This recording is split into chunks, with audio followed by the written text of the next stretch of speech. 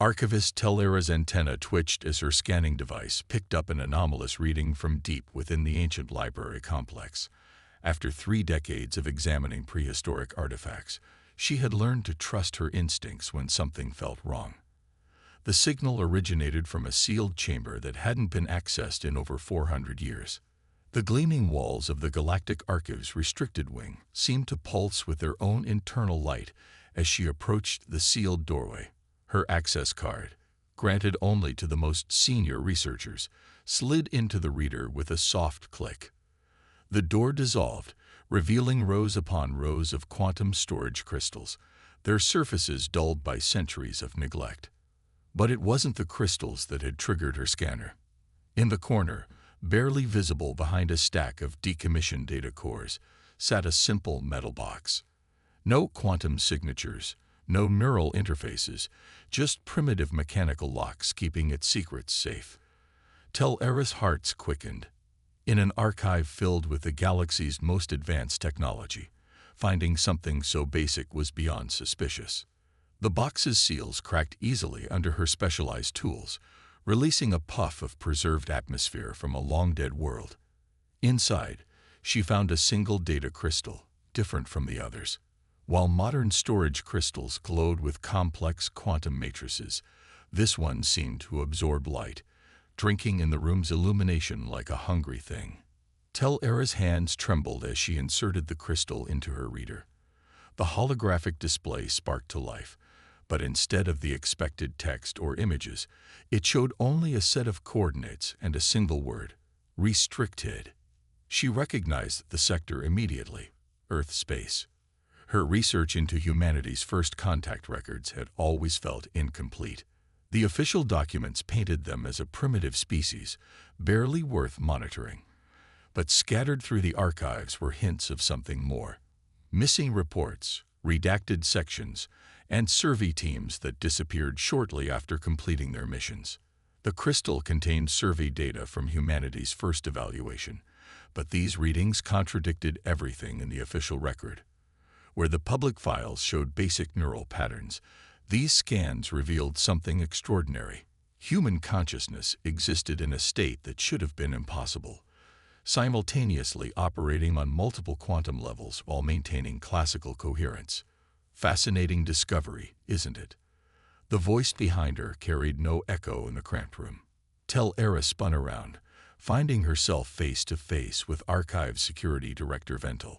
She hadn't heard him enter, hadn't even sensed his presence with her usually reliable antenna.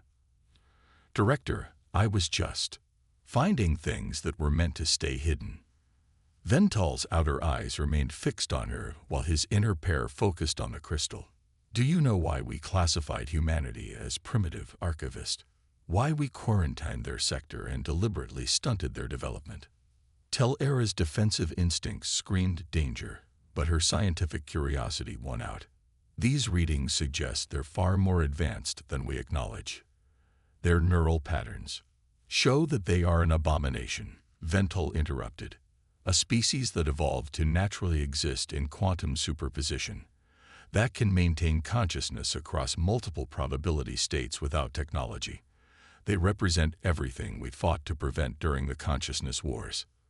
"The wars are ancient history," Tellera protested, "and humanity never participated." "Because we found them first." Vental's smile held no warmth. "We discovered what they were, what they could become, and we made sure they would never realize their potential. Their quarantine wasn't to protect them from us, Archivist. It was to protect us from them." The director's form seemed to shimmer, like a quantum field struggling to maintain coherence. "Unfortunately, you've complicated matters by finding this evidence. The Council will need to be informed, containment protocols will be questioned, and humanity might finally learn what they truly are. We can't allow that."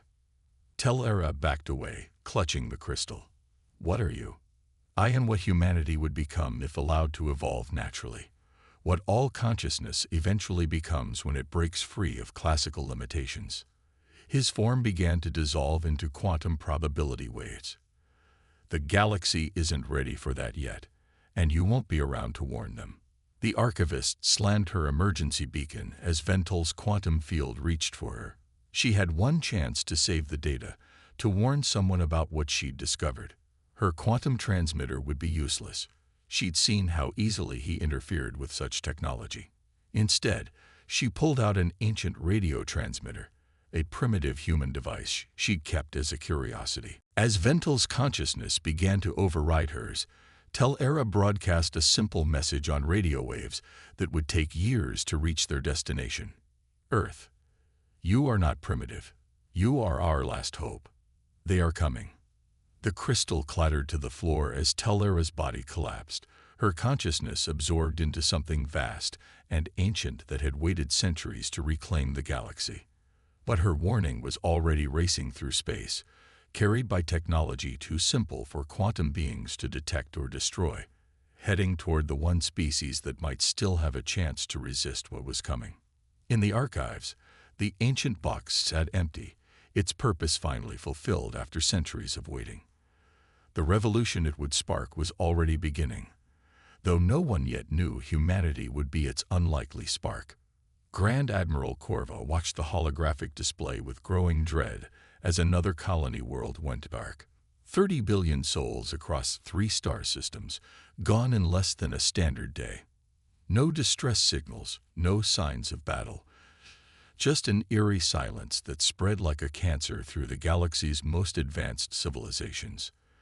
The emergency council chamber aboard the flagship Eternal Light hummed with nervous energy as representatives from the surviving worlds argued about their response. Their best quantum computers couldn't predict the pattern of the disappearances. Their most advanced sensors detected nothing unusual until it was too late. Whatever was consuming their worlds moved like a shadow between realities. "Show me the pattern again," Corva commanded, her crystalline exoskeleton reflecting the harsh light of emergency beacons. The galactic map materialized, highlighting affected systems in red.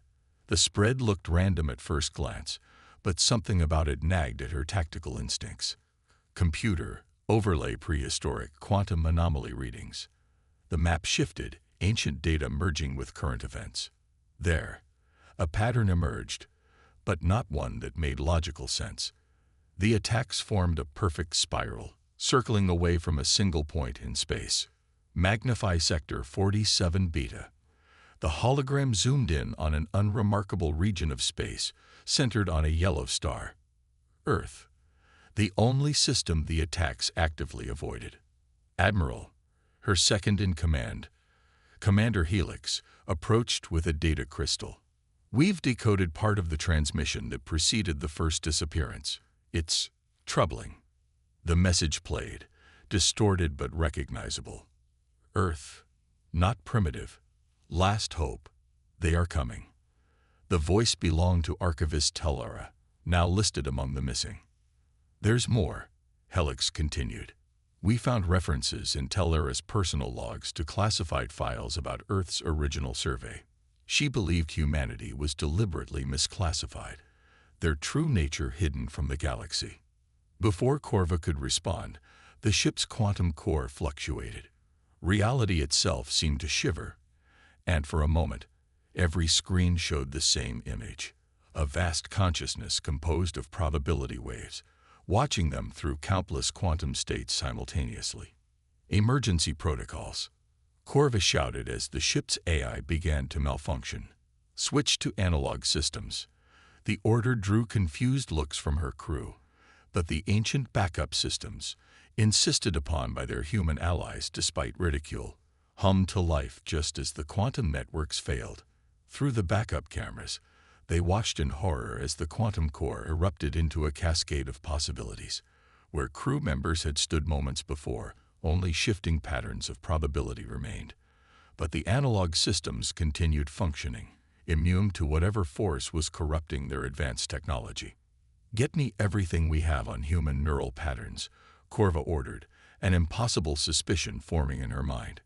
"And set course for Earth. Maximum speed." "Admiral, the quantum drive is offline. We can only use chemical propulsion. Then it will take longer. But we must reach them before it's too late." She studied the ancient radio equipment that now represented their best hope of communication. Humanity's primitive technology, their stubborn refusal to fully embrace quantum computing. What if it wasn't backwardness at all? What if it was an evolutionary advantage we never understood? The ship shuddered as another quantum wave passed through the sector. On their simple radar screens, they watched 3 more worlds vanish into probability chaos. But Earth remained, a steady point in an increasingly uncertain universe. They're not just survivors, Corva realized, remembering fragments of restricted documents she'd seen over her centuries of service. They're the only species whose consciousness can exist in both quantum and classical states naturally. The only ones who might be able to fight what's coming. A new signal caught their attention, a simple radio transmission, using technology so basic it barely registered on their sensors. But it carried a message that chilled Corva's crystalline blood. To all surviving ships, the void between realities hungers. What you call primitive is your salvation. Come to Earth. We've been preparing for this without knowing it. We remember how to fight the old way. As the eternal light limped toward Earth on chemical thrusters, Corva couldn't help but appreciate the irony. The galaxy's most advanced civilizations had spent millennia looking down on humanity's technological progress, never realizing that their determined preservation of obsolete technology might be the very thing that saved them all. Behind them, the quantum anomalies spread like hungry shadows, consuming world after world.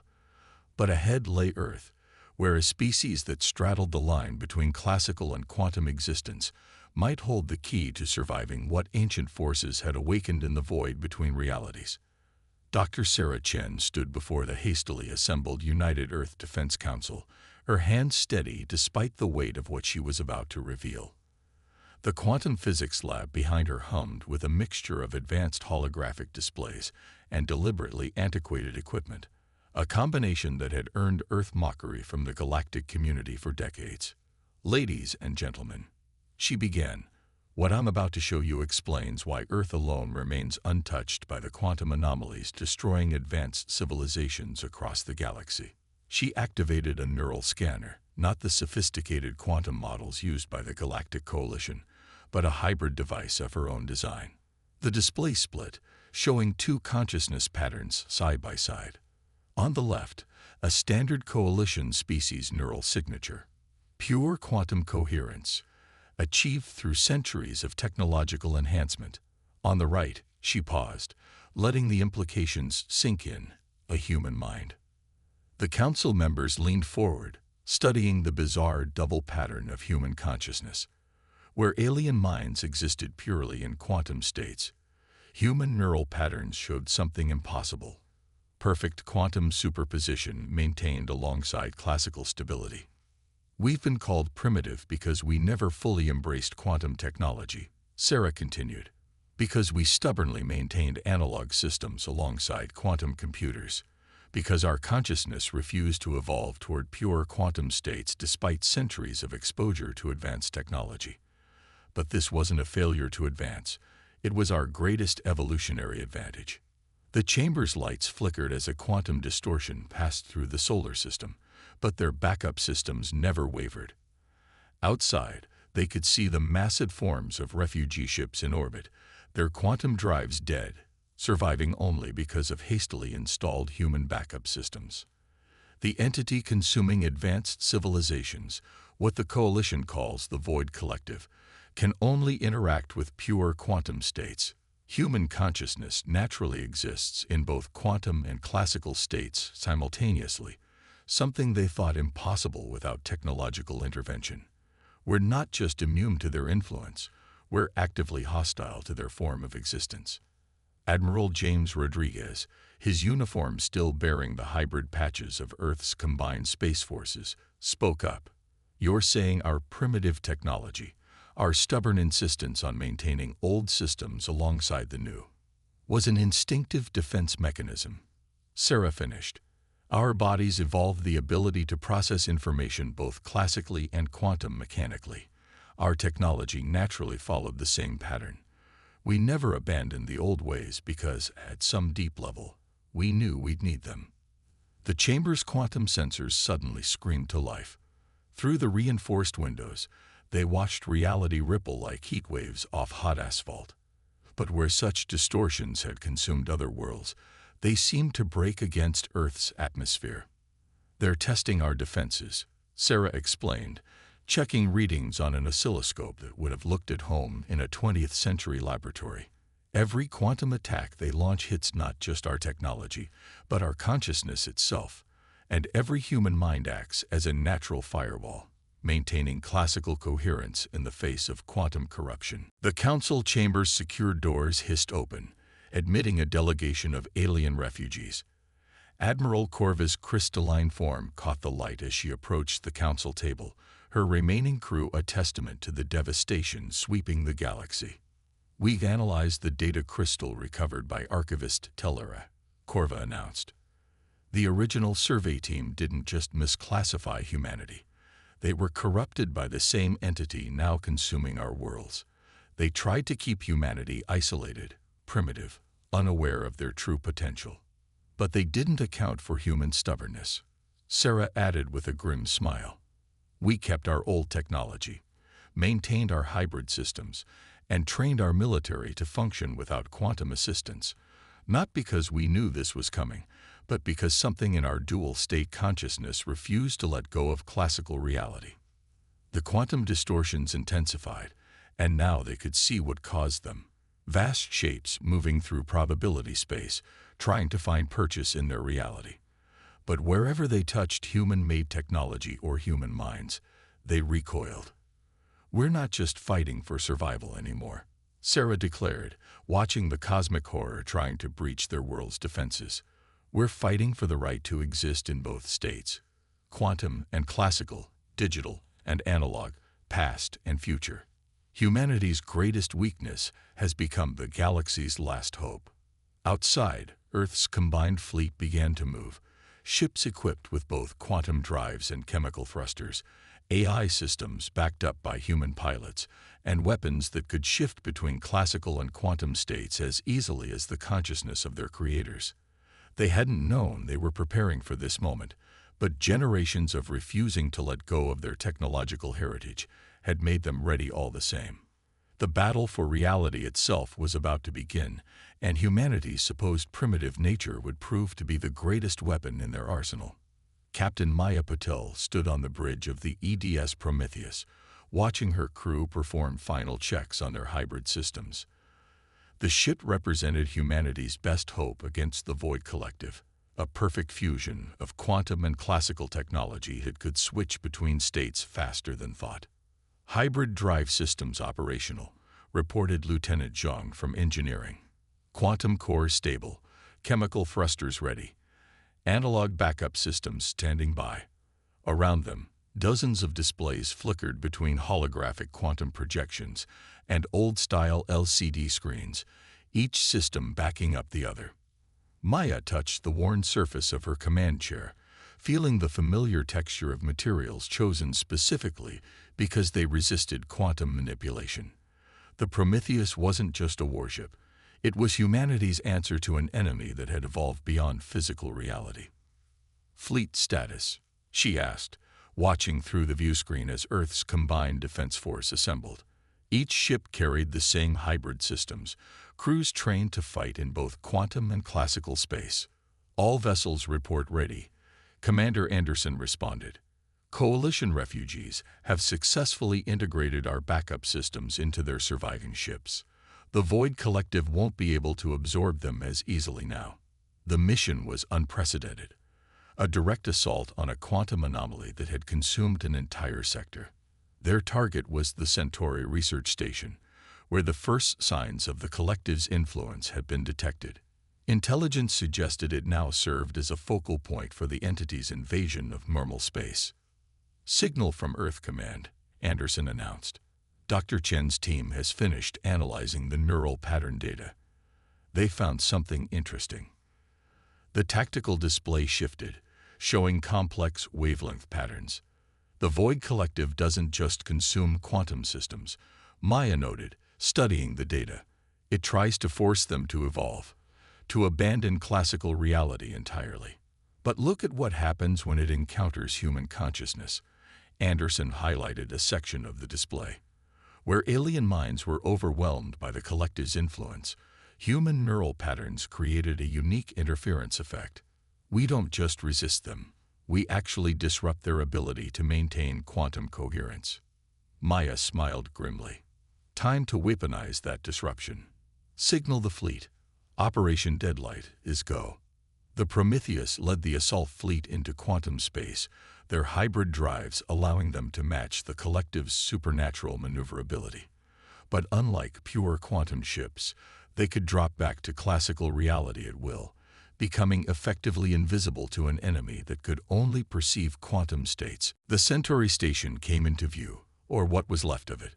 The once proud research facility now existed in multiple probability states simultaneously, its structure twisted into impossible geometries. And throughout it all, dark shapes moved with malevolent purpose. Multiple quantum signatures, Zhang reported. They're trying to interface with our systems. Let them try, Maya ordered.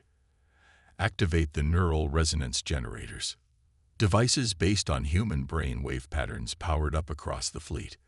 Where the Void Collective attempted to corrupt their quantum systems, they encountered not just resistance but active hostility. The natural dual-state existence of human consciousness weaponized into a force that could tear apart quantum coherence. The effect was immediate and devastating. The dark shapes recoiled, their carefully maintained quantum states disrupted by contact with technology that refused to exist in only one reality. The station itself began to fluctuate, parts of it snapping back to classical space as the collective's hold weakened. They're adapting, Anderson warned, trying to find ways around our defenses. That's why we brought the classics, Maya replied. All ships switched to chemical propulsion and conventional weapons. Let's show them why humanity never forgot how to fight the old way. The fleet's quantum drives went dark, replaced by the bright flare of chemical rockets, rail guns, and nuclear warheads, weapons considered obsolete by the Coalition, proved devastating against entities that had forgotten how to defend against physical attacks. The Void Collective's response was as terrible as it was predictable. Reality itself seemed to tear open around them as the entity brought its full power to bear. But where pure quantum technology would have been corrupted instantly, the human fleet's hybrid systems allowed them to dance between states, becoming impossible targets.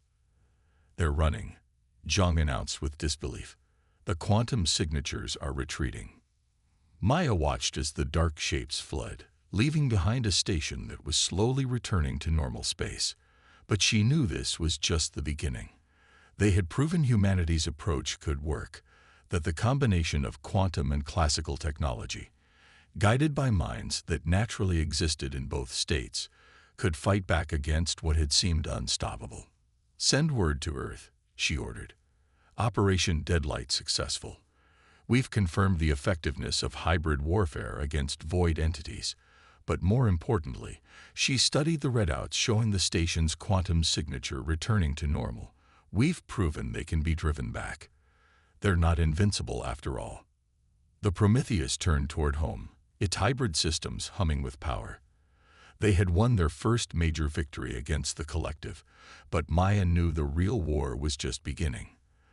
The galaxy would need every bit of humanity's unique dual nature to survive what was coming.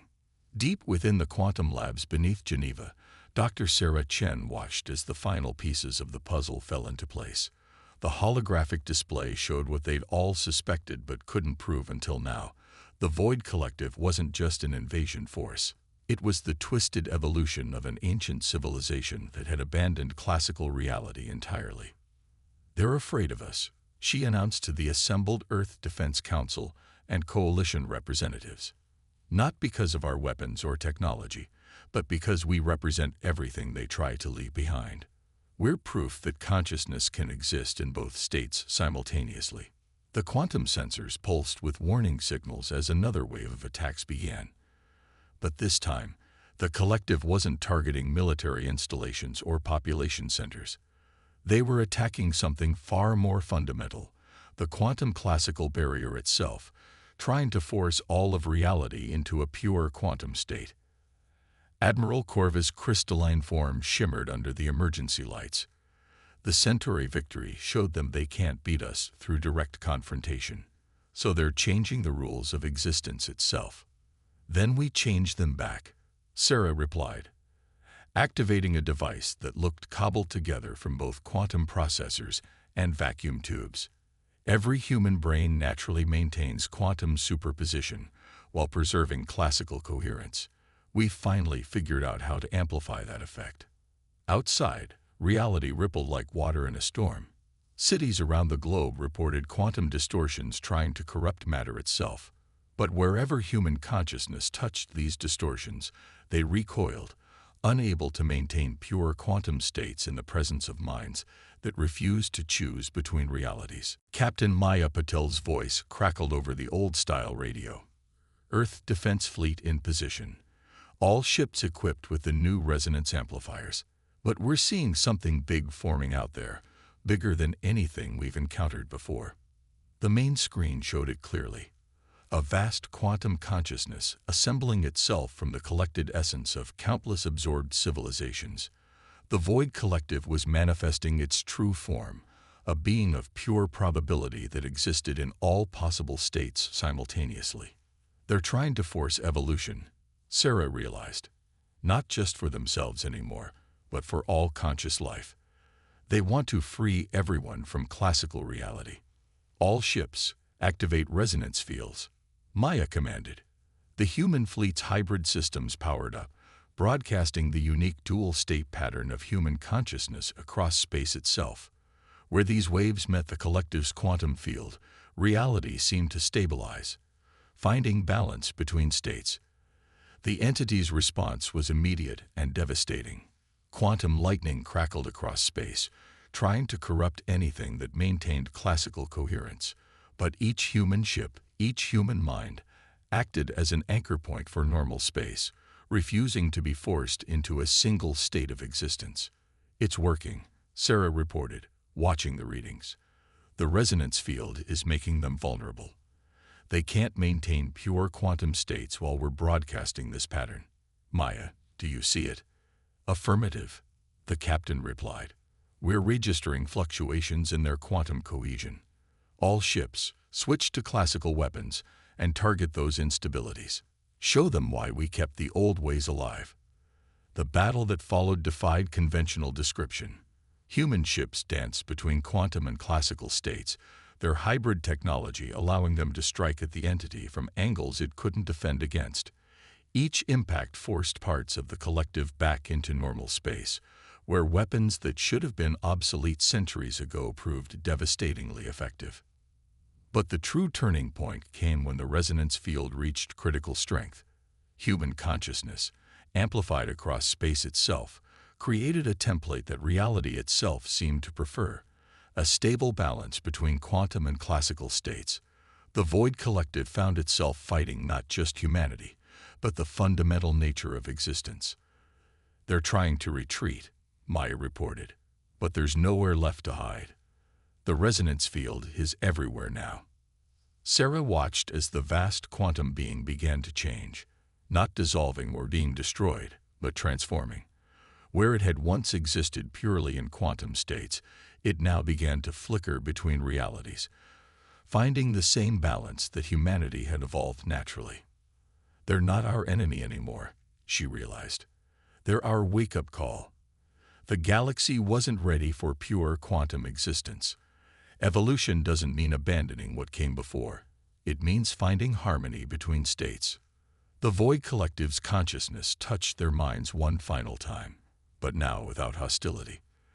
They understood at last why humanity had been hidden, why their natural dual-state existence had been feared. They weren't primitive. They were preview of consciousness's true destiny. As the quantum storms subsided and reality stabilized, the gathered coalition representatives watched in wonder as their quantum technology began working again, but differently now, maintaining classical backup systems just as humanity had always done. The galaxy would rebuild, not as a purely quantum civilization, but as one that remembered the importance of existing in multiple states. "We didn't just save reality," Sarah said, watching the stars shine clearly again. "We showed the universe a better way to evolve." The war was over, but humanity's influence was just beginning to spread. Their primitive nature had turned out to be the most advanced form of existence possible, one that embraced both quantum and classical reality, finding strength in the balance between states. The galaxy would never be the same, and that was exactly what it needed.